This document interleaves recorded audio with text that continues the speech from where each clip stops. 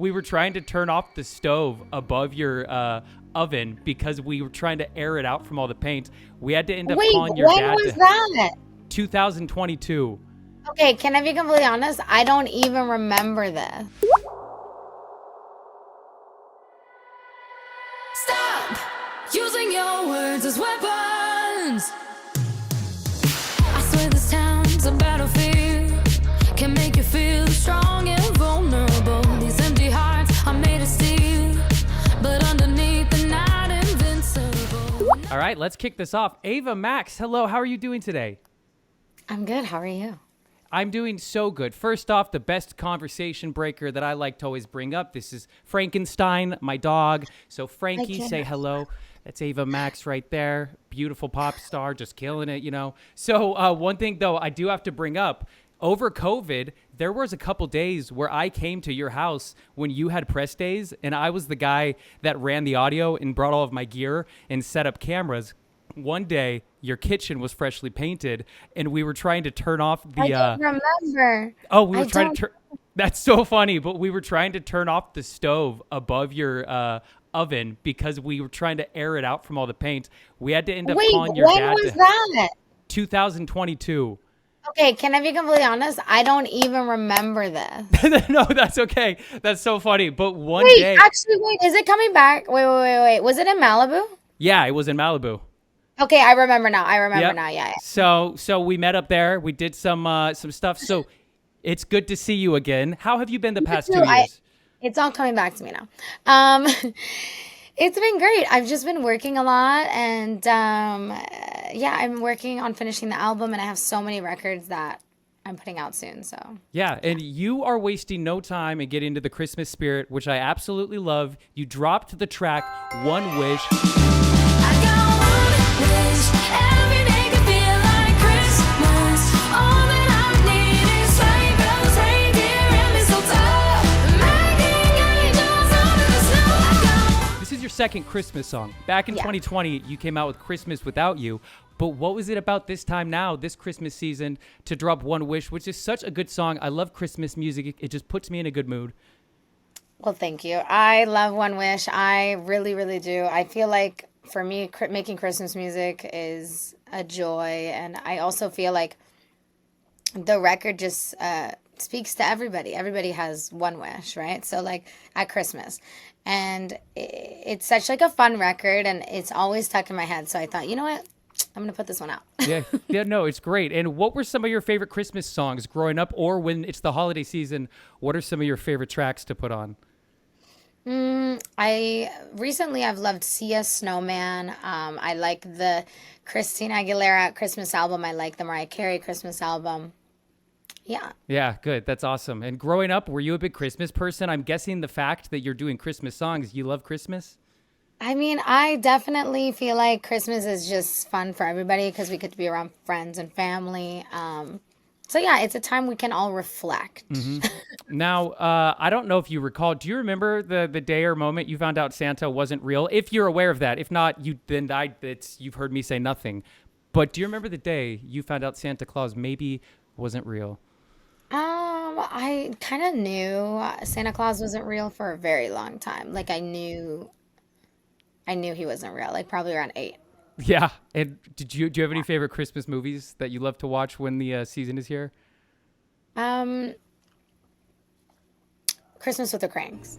Luther, your face. What about it? It's like it's frozen or something. Oh, this. I got a Botox injection today. Christmas with the Cranks? Yeah, that's a good one. One of my go-tos is Elf. Are you an Elf fan? Ooh, Elf is good. My niece and my brother love Elf, yeah. Hello, everyone. Nick Major here with the Spout Podcast. Really quick, I wanted to talk with you about HERS. That's HERS, because a hot topic that is all over right now are these weight loss drugs and GLP-1s. Celebrities left and right, they are taking off pounds, but you don't have to be rich or famous to get those same medications. And losing weight, it can be hard, but creating a plan that's tailored to you is key. So if you need some extra help, it's time to check out HERS. HERS is changing women's health care by providing access to GLP-1 weekly injections, as well as oral medication kits with the same active ingredients as Ozempic, which is a name that I know we have all been hearing a lot lately. Hers connects you to a medical provider who will work with you to determine your best treatment options, and if prescribed, you get the medication as part of a doctor-developed weight loss program, complete with ongoing support, check-ins, medication adjustments, and answers to any questions that you may have at no additional cost, and your treatment ships directly to your front door. So start your free online visit today at forhers.com/spout. That's FORHERS, forhers.com/spout, SPOUT, for your personalized weight loss treatment options. forhers.com/spout. Hers weight loss is not available everywhere. Compounded products are not FDA approved or verified for safety, effectiveness, or quality. Prescription required. Restrictions apply.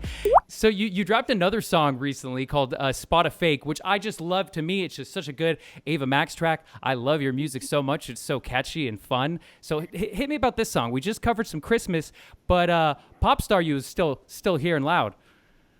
Oh yeah, I mean, I love making pop music. So Spout a Fake is really about just knowing, being betrayed and being hurt and, hurt so bad that you're just like, now you can just spot a fake anywhere you go. You can just tell. You have a better indicator if someone is being fake or not. I feel like after you've been burned once or twice before, right? Mm-hmm. So that's really what this song is about, and really recognizing that. Mm-hmm. What's it like for you when you write a song? When you come up with one, is it something you specifically wait for the studio? Do you ever come up with it on the fly and then you just work off of your phone? What's your typical process like? So for me, I feel like I have to be relating to the record, right? So like if I can't relate to the record, I abandon it. I start a new song. So like it turns into something like I feel like it doesn't make sense. I'm like, I don't want to try and make sense of it. It's not meant to be. I'm very superstitious. I'm like, it has to either form correctly right away, like the vibe of it, and then I can work on it for months for sure. I can keep changing lyrics, but it has to be the right feeling right off the bat. And you hit it with this song. Oh yeah, this right away. Yeah. So what do you have coming up next? The year's coming to an end here shortly. What's your 2025 shaping up to look like? 2025 is going to be a lot of music. I've been working on the album, the third album, and without saying too much, you guys are definitely going to hear a side of me you've never heard. Slower records and just stuff I've been wanting to put out. And stuff the kind of music that I listened to growing up that I never thought I would make, and now I'm finally making it. It feels more real to me than anything I've ever made. So I'm very excited to share it with everybody. I think that's the dream as an artist, is being able to get to a spot where you can create really what kind of artistically is flowing through you. So that's good that you're being able to do that, because I'm sure to you, it's got to feel like the most authentic version of yourself that you've been able to kind of musically explore. Oh, 1,000%. Yeah, good. And are you looking at a specific release window for this at all to be coming out? When can people expect to start hearing some stuff? I think for me, I can't. I want to tell you, but I'll probably get yelled at. No, that's fair enough.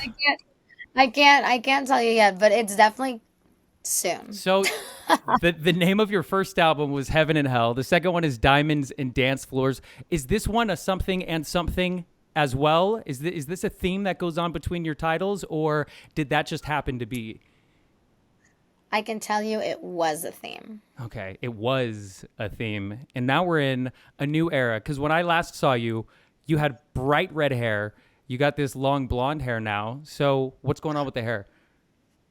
I'm gonna be staying blonde. I'll change my hair whenever I feel like it. I'm the type of person where if I wake up one day and I want to dye my hair, I'm gonna dye it. But I've been feeling good as a blonde. Yeah. What's the key to keeping your hair healthy when you color it so much?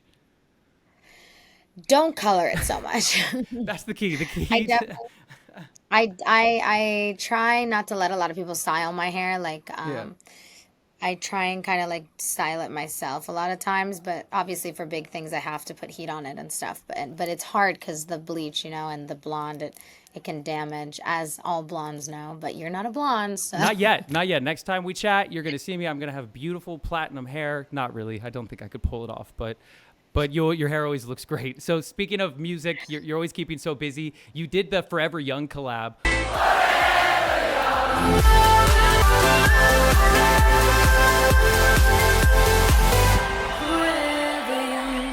And how did this whole project come to be? Because it was such a sick reimagination of the iconic track. I love that record. It's just such a generational record. Even my uncle texted me. He's like, we used to listen to that when I was a kid. I was like, really? Back in Albania? And, that's when the first record came out of Forever Young. And then they remixed it when I was 16. And I was living in South Carolina at the time, and I heard that record, the second or third remix. And now we've remixed it. So I feel very honored to be remixing such a generational track. Yeah, and it was so cool to see like the band, they're posting all about it, so they're involved with it. That's so exciting to see. As for you, say decades from now, there's a song of yours that someone wants to revisit, reimagine, similar to what you did to this. Which song do you think it would currently be, and which song would you like it to be? To remix one of my tracks, yeah. I would say Kings and Queens. Yeah, Kings and Queens, which is such an iconic, epic song. And that is so sick that you made that song, by the way, because you have no idea how many times I have listened to Kings and Queens. Thank you. You're so sweet. Thank you. I appreciate that. That's one of my favorite records to sing, and when I wrote it as well, writing it.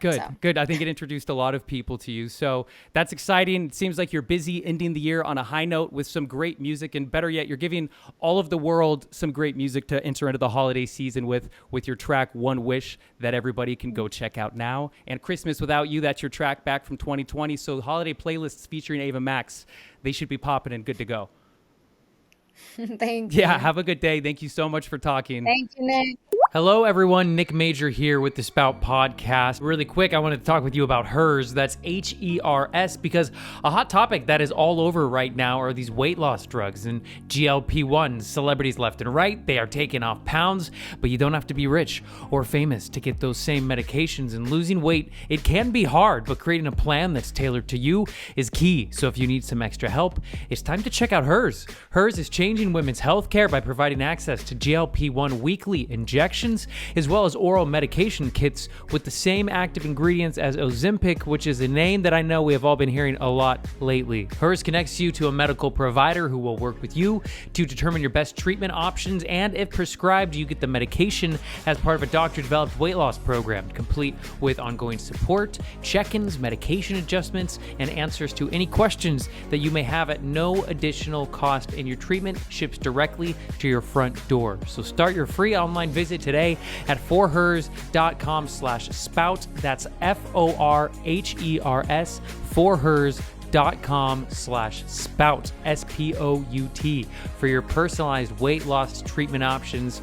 forhers.com/spout. HERS weight loss is not available everywhere. Compounded products are not FDA approved or verified for safety, effectiveness, or quality. Prescription required. Restrictions apply. And just like that, hopefully you enjoyed your conversation with Nick Major and Ava Max. I like that I led with Nick. He's the celebrity in my mind. Mine too. Yeah. Yeah. Now, usually at the end of the Spout Podcast, this is where the person that hosted that episode or did that interview will pop on. But Nick's just being all fancy, flying around the country, working on some other awesome projects. So Tamara, Dia, and myself, Eric Zachary, are jumping on to recap kind of all this crazy news that's been happening with music and just pop culture lately. Yeah. I just want to start with this. Hi, Tamara. Sorry. Hi, Eric. How are you? I'm very excited to talk about this because I haven't had a place to yet. 2 nights ago at the time of this recording was the Mike Tyson and Jake Paul fight. Yes. And that doesn't hold a big place on this podcast, but I just want to get your 5-second review, Tamara. Oh gosh, it was sad. I think sad is like the best way to describe it. Obviously people forget maybe that Mike Tyson is 58 years old and Jake Paul is 27. So Mike Tyson in his prime, this would have been really fun, exciting watch, but it just felt like watching your grandpa try and jump in the ring, with you when you're a kid, So he's like almost the same age as my dad. So I'm like, wait. And then I thought, I don't know. I know it's all fighting and it's all about disrespect and messing with the enemy's head and whatnot. Yeah. But Jake Paul, coming out to In the Air, Phil Collins, which is the famous song that Mike Tyson's known for from The Hangover. I was like, all right. Yeah, he was trolling him, obviously. I mean, rough start. I mean, at the end of the day, it was a big payday for both of them. They both reportedly are taking home $20 million from that fight. So, Mike was out here to get his check, and he got it. So more power to him. Tyson got 20. Jake Paul reportedly got 40, which is... bonkers. Yeah, for people that are listening, my jaw just dropped. It's literally. Okay, that's enough fight talk here on the Spout Podcast. That's our Fight Club moment. Let's talk Grammys. Now, I know that, Tamara, you obviously are all over this stuff every time we receive the different nominations. You always tend to focus on the snubs, which I love. You do your research, and you're like, although these records are getting recognized rightfully so, there's a few that also have been snubbed. Top of the list for you. Yeah, so there were a few snubs in categories, across the board, really. And we're going to start with Ariana Grande, who I think arguably maybe got the biggest snub in terms of in the big categories. So Ariana was, not really recognized for Eternal Sunshine. She did get pop duo performance for The Boy Is Mine, but nothing in the big major categories such as Album of the Year, Record of the Year, Song of the Year, which seems to me is a big miss, especially with the success of multiple tracks, but predominantly We Can't Be Friends. So that felt like a weird snub, and she reportedly unfollowed the Recording Academy on Instagram after. So who knows? Actually, I don't know how they actually track that, but that was kind of a headline. So it seems like maybe she did take that personally. And this felt like one of her more artistic albums. So I disagree with that snub. There was another big snub in the pop category, which actually I think should have been in the R&B category, but Tyla was missing from the Grammy nominations list this year. And there was a lot of widespread reports prior to the Grammy nominations that her team had taken her out of the R&B categories and put her into the pop categories. At the time, I knew that was a mistake, and I think that became apparent when she was completely missing from all the nominations lists, despite having such a huge year. So Tyla, another big snub. Hozier, I was very shocked that he didn't get Record of the Year for Too Sweet. I mean, that was a huge single. It was everywhere. Everywhere. Not to mention, too, the Grammys that tend to, I don't want to say the wrong thing here. I don't want to overstep, but they tend to drift towards some of the records that are necessarily the most bubblegum pop when it comes to really popular tracks, and Hozier definitely covers that. There's always one or two that you're like, oh, that wasn't even really on the radio. This one was both. It covered both categories. It's a little more of an indie folk pop artist, but it was all over the charts. Yes. Oh, a huge song. I mean, I was at Universal recently, Universal Studios, and literally every escalator I got on, it was playing. And I in my head, I was like, is this like the theme song for Universal Studios?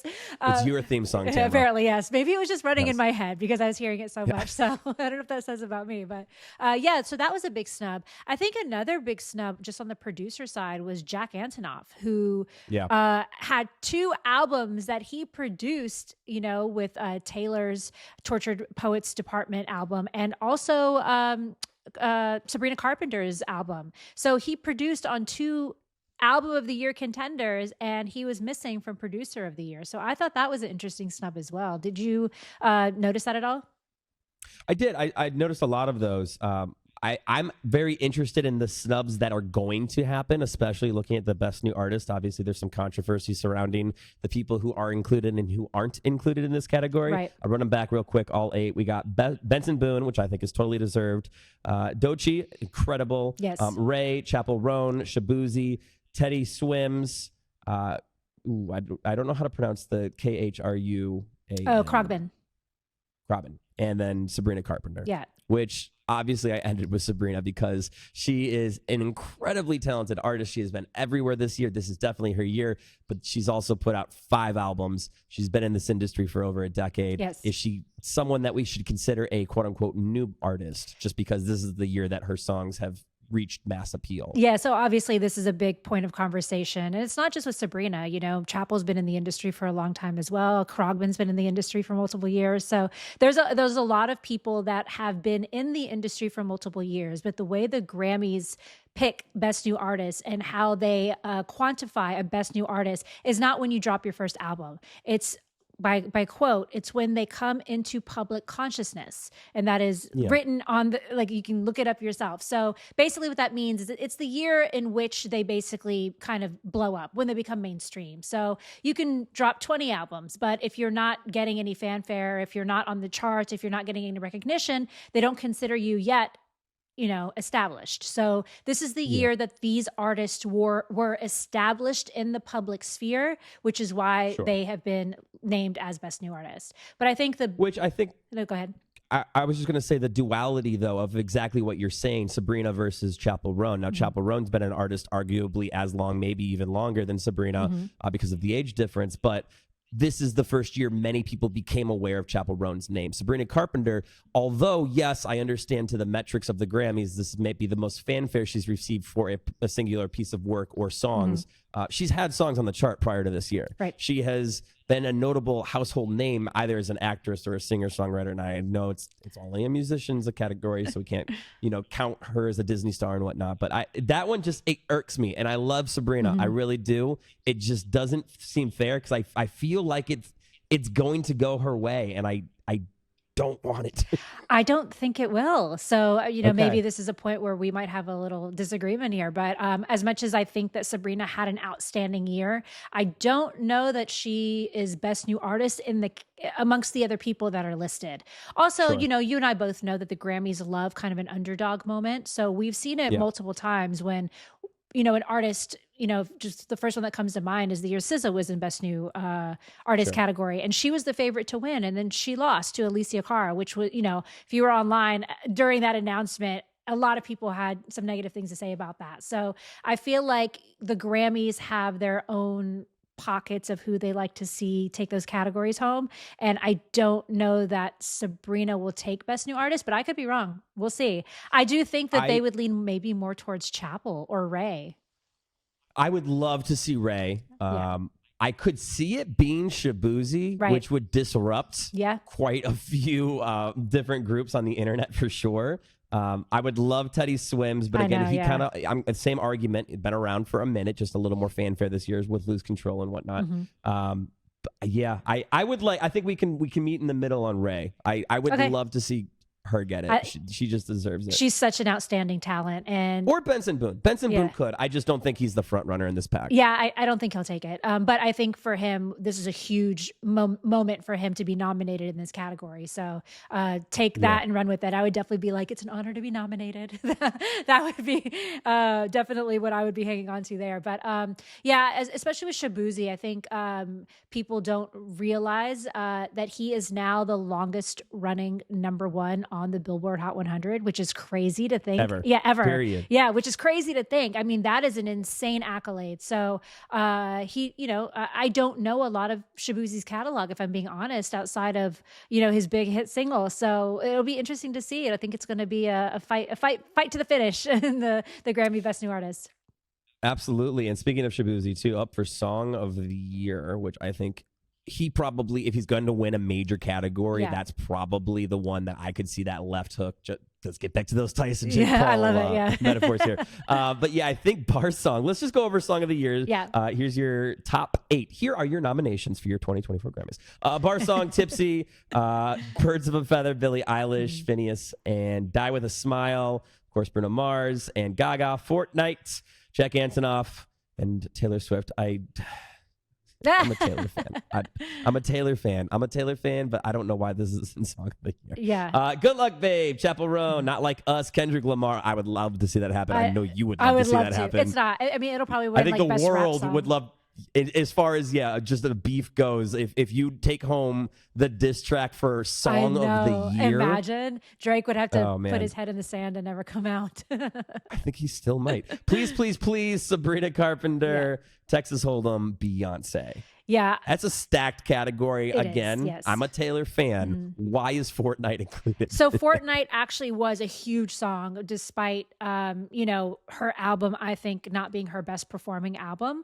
But I will say out of all of those songs, for me personally, Birds of a Feather is kind of miles away from the rest of the songs, even though I love so many of those songs. But just artistically, for me, Birds of a Feather is just an outstanding song from beginning to end. And trust me, I've heard that song enough from beginning to end over the past year to be able to make that statement. Yeah, What song do you think? imagine. What song do you think is going to take it? Like I said, I could see and wouldn't be upset with, by the way, if it was a bar song by Shabuzi. Obviously, just a trailblazer, literally breaking history, longest running at the top of the charts. I would love for it to be Not Like Us. I just don't think it's going to be. I wouldn't be shocked if it's Texas Hold'em. I wouldn't be shocked if this is the year the Grammys are like, all right, Beyonce, let's give you a nod for one of the biggest categories because of the cultural shift that song caused between country radio and pop radio. And whether it charted on one versus the other, it's submitted, as a song of the year, and it's going to be recognized as a cultural shifting song, which it should. If I'm putting money behind something, I think it's Texas Hold'em. Okay, yeah, I think we'll probably see who's correct, when the Grammys come around. Beyonce's won. Subtle. Yeah, exactly. Beyonce's won a lot of major categories. The point of contention with Beyonce is that despite being the most decorated Grammy-nominated artist in history, she has never taken home Album of the Year, which has been a big miss. And I think, we're going back to the snubs here. Like, that's a huge snub. For Beyonce's career, because she's, in my opinion, put out multiple albums of the year. But I don't think she's getting it for Cowboy Carter. Oh no, I got to be honest. No, I agree with you. I don't think this is the year that she'll get it. And so we'll see. Who do you think is going to take home Album of the Year? To be clear, too, I'm not saying it's not going to be Birds of the Feather. I could agree with you. I just didn't pick the same option as you, Tamara. That's okay. So I like that when we could both be right. Yes, I like when we have different opinions. That's a good thing. Album of the Year. I think Hit Me Hard and Soft, Billie Eilish. Yeah. Okay. I really do. Here we go, Eric. We agree. We've been in the middle here. I think if we were going to have that surprising left hook twist that the Grammys occasionally pulls, I could see Andre 3000. I think that's the dark horse that everyone's going to be like, where did that come from? Yeah. But otherwise, I think Billie Eilish has it for sure. I love Andre 3000. I will forever have him in my top 5. I don't think that this album for him is Album of the Year. I was shocked when I saw that nomination come in. I do think that there were so many incredible albums this year. Billie Eilish's, for me, is the one that got the most replay. Obviously these are albums that have dropped throughout the entire year. Cowboy Carter, I played it a lot when it first dropped. I haven't really been playing it a lot on the latter part of the year. Same with, Sabrina's album, Chapels. So for me, Billie's the one that's really kind of getting the legwork out of my my listening and my singing. So yeah. I was surprised by Brat's nomination. Not saying that it's not an incredible album, but it just, I don't know, something about the kind of album that Brat is doesn't scream like from lyrics to mechanics to everything involved. Right. Like Album of the Year. It's a great album. It's a pop album. It's a pop album, it's yes. You go out and shake your ass kind of album. But I don't know that I don't know. It's funny because I can't see Brat, see it listed anywhere without the green and then hearing, 365 in my head. I think Brat was such a culturally significant pop album that it does deserve its spot in this race this year, because it was it was a phenomenon. Everyone was doing their Brat summer. Even Kamala used the album reference in her campaign for the presidency. So despite Charlie being British. So there's obviously cultural significance there. And I do think that it's deserving of its spot. I don't think it's going to win, but I'm excited for Charlie. And I do think that she deserves to kind of be in this list of names. If Chappell Roan wins any award, do you think she's going to shade the industry while accepting? So I don't know if you remember. Do you remember Fiona Apple back in the day? Okay. So she famously, for people that may be too young to remember this, famously when she won, I think she won Best New Artist actually.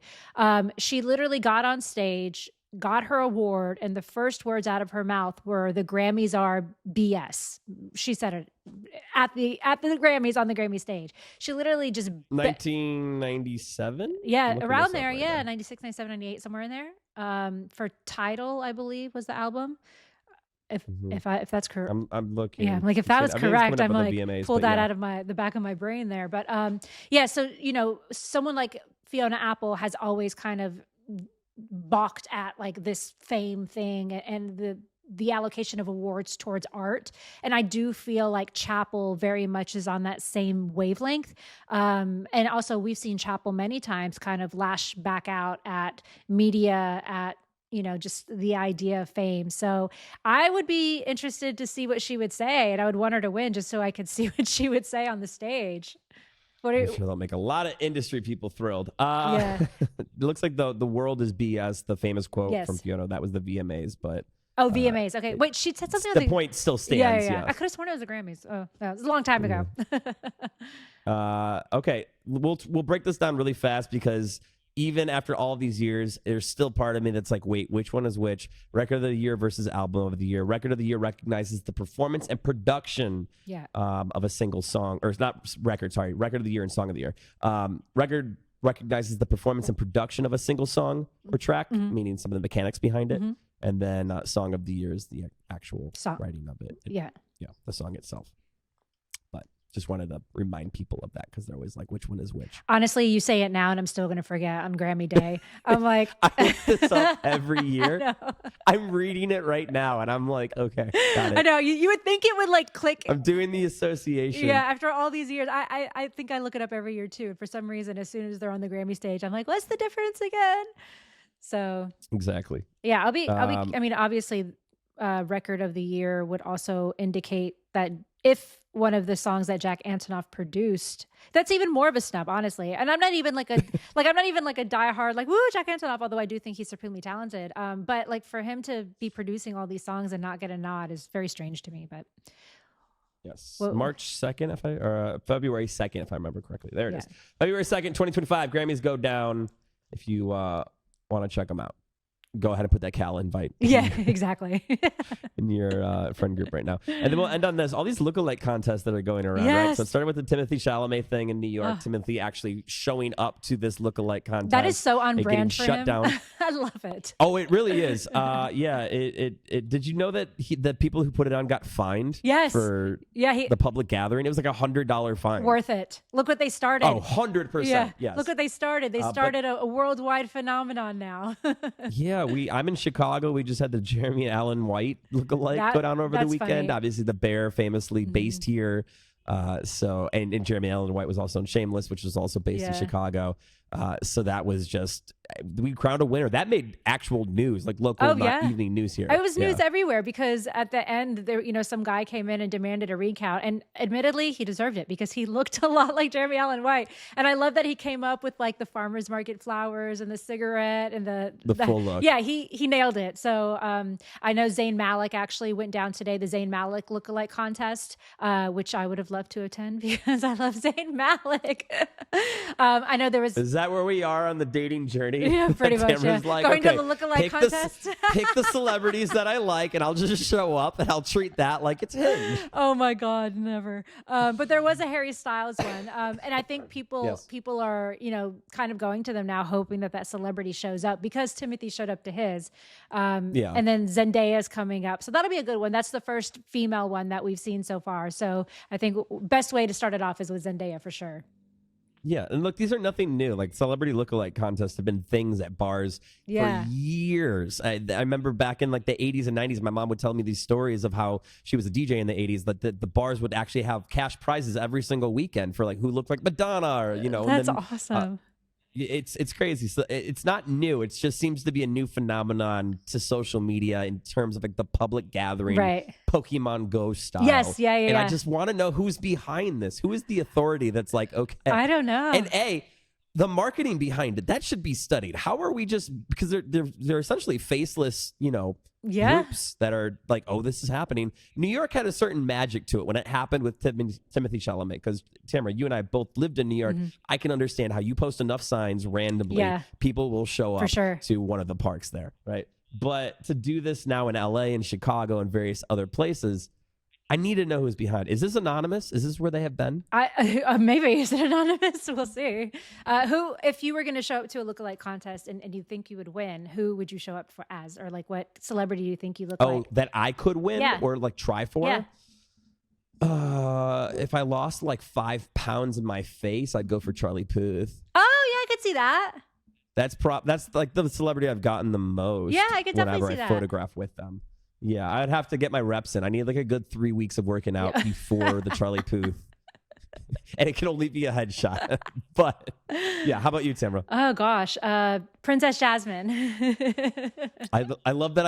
I don't know how I triggered a thumbs up on my screen, but it happened. Princess Jasmine, yes, that was amazing. confirmation. Even the computer agrees with me. That thumbs up. I like that you picked a fictional character. Well, I don't know that there's anyone. I mean, like in my in my 20s, people would say I looked like Nicole Scherzinger, or now sometimes I'll get Kim K, but I think that's more so just because of my coloring. Right. But all complimentary. I'll take them all.